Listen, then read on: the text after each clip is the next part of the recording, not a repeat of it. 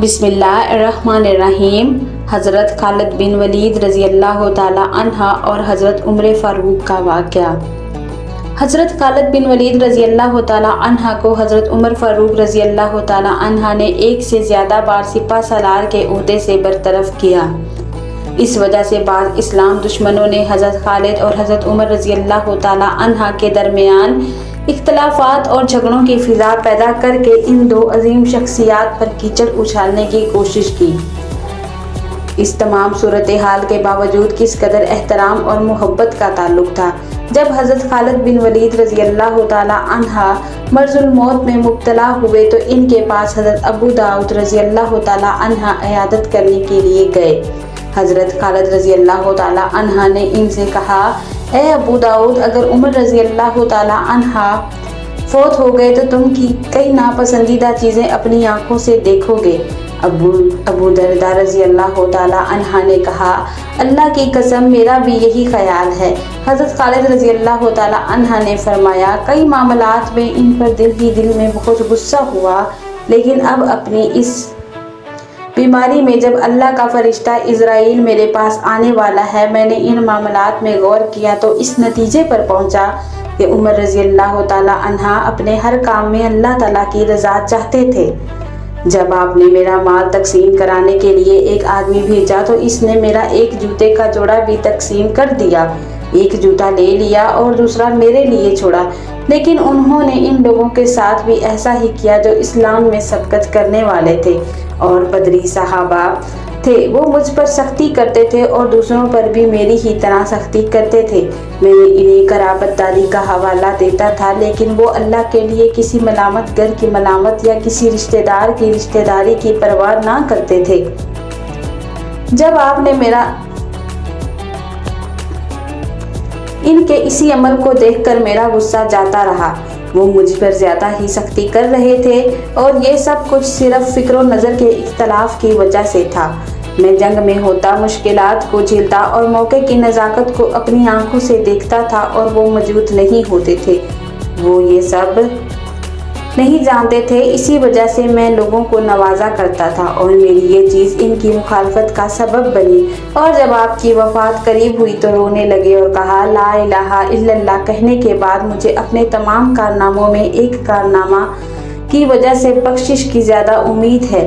جب سخت سردی کے موسم میں رات کے وقت میں مہاجرین کے سریے میں شریک تھا، ڈھال سنبھالے ہوئے پوری رات کاٹی تھی اور آسمان سے بارش ہو رہی تھی۔ میں صبح کے انتظار میں تھا کہ کافروں پر دھاوا بولوں، آپ لوگ بھی اپنے لیے جہاد لازم کر لو۔ میں اتنے مارکوں میں شریک ہوا، میرے جسم کا کوئی حصہ ایسا نہیں ہے جس پر تلوار، نیزے یا تیر کا زخم نہ ہو، اور اب دیکھو میں اپنے بستر پر مر رہا ہوں جیسے اونٹ مرتا ہے۔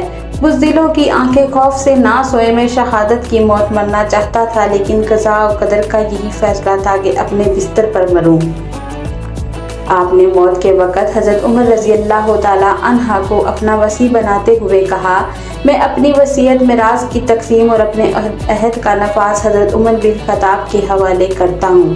حضرت عمر فاروق رضی اللہ تعالیٰ عنہ یہ سن کر رونے لگے تو طلحہ بن عبید رضی اللہ تعالیٰ عنہ نے حضرت عمر فاروق رضی اللہ تعالیٰ عنہ سے کہا، آپ کی اور حضرت خالد کی مثال ایسی ہے کہ جیسے شاعر نے کہا ہے، تمہیں میں ایسا نہ پاؤں کہ تم میرے مرنے کے بعد آہو بقا کرتی رہو اور میری زندگی میں میرے لیے توشہ تک تیار نہ کیا۔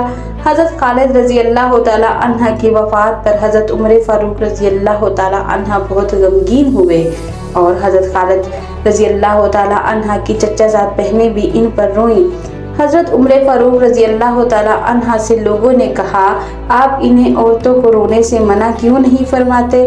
آپ نے فرمایا، اگر وہ ابو سلمان حضرت خالد کو اس طرح روئے کہ نہ گریبان پھاڑے نہ واویلا مچائیں تو انہیں رونے دیں۔